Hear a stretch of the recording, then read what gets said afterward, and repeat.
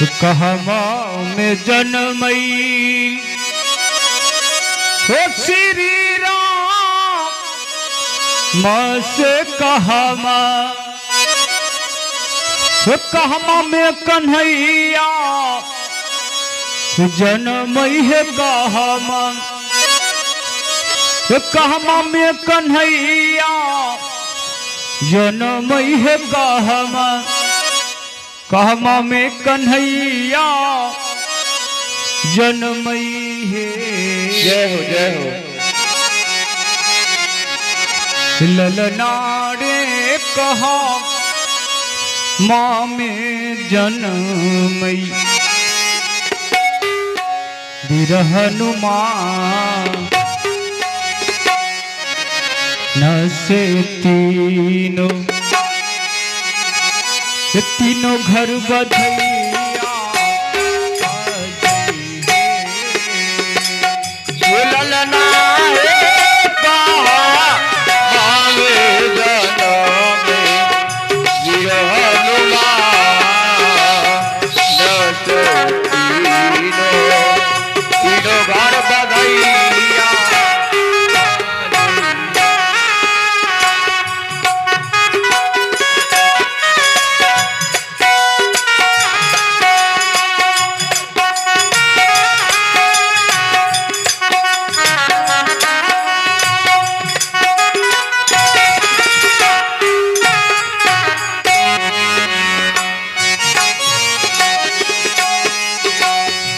कहवा में जन्मई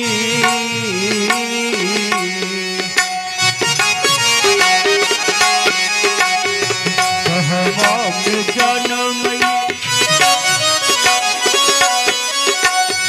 श्री हो राम से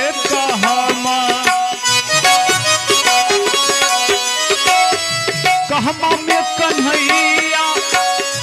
जन्मई है कहमा में कन्हैया जन्मई है कहमा में कन्हैया जन्मई है।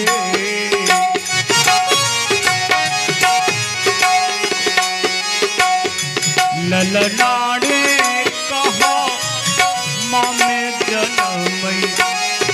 बिरहनुमान न से तीनों घर बधैया आ गई है। ललना कहा माँ में जन्मई बिरहनुमान न से तीनों घर बधैया आ गई।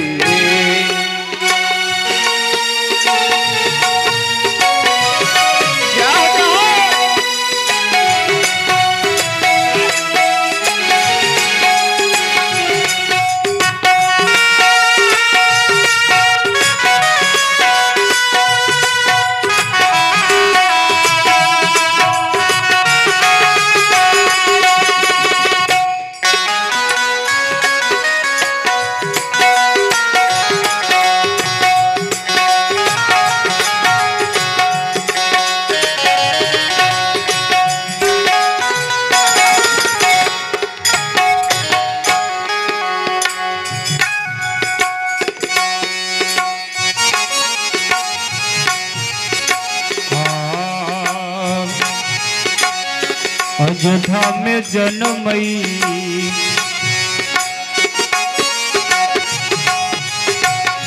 अयोध्या में जन्मई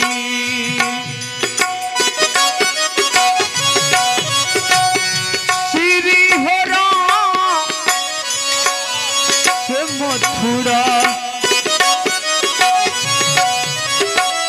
मथुरा में कन्हैया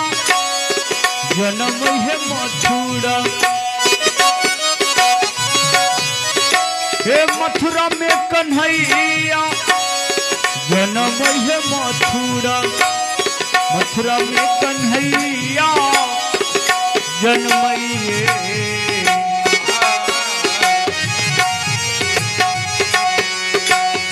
ललनारे पर पर्वत पर जनमई वीर हनुमान नचे तीनों घर बधैया ललना हे तारा मत पर जनमई वीर हनुमान नचे तीनों घर बधैया बाजई।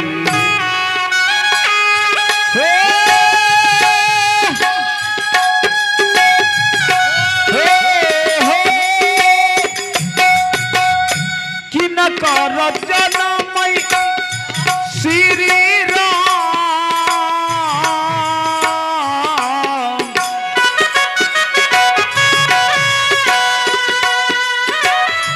कि न कर कन्हैया जनम है दिनकर कि न कर कन्हैया जनमई है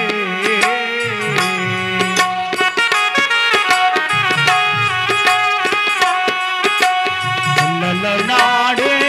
कि न कर जनमई वीर हनुमान नचे तीनों घर बधैया आ गई हे ललना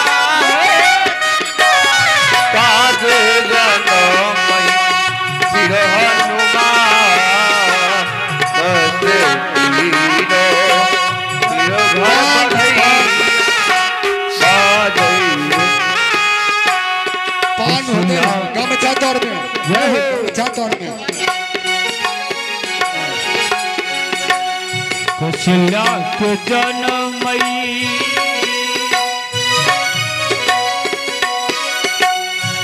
श्री राम पान पर कपूर देवकी पान पर कपूर देवकी के कन्हैया जनमई है देवकी देवकी के कन्हैया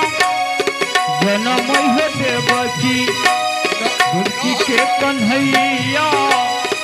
जनमई है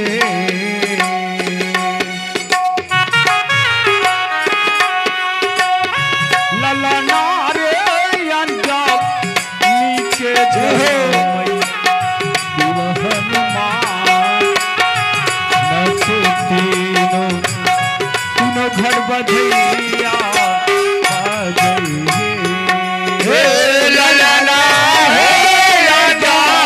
नीक जनमई वीर हनुमान नचे तीनों घर बधैया बाजई। तुलसीदास हे प्रभु सोहर गा ओ लहे गावी हे गावी के सुना ओ लहे गावी हे गावी के सुना ओ लहे गावी गावी के सुना ओ लहे। ई सोहर अच्छा लग रहा सबके हनुमान जी के दरबार में सब आदमी ताली बजा कर और बधैया सोहर में कहवे ललना रे चूके चूक बोधी यही बात महलिया सोहर गाए नहीं ललना रे चूके चूक बोधी यही बात मालिया सोहर गाए नहीं महलिया सोहर गाए महलिया सोहर गाए महलिया सोहर गाए ललना रे चूके चूक बोधी यही बात सोहर गाए नहीं ललना रे चूके चूक बोधी यही बात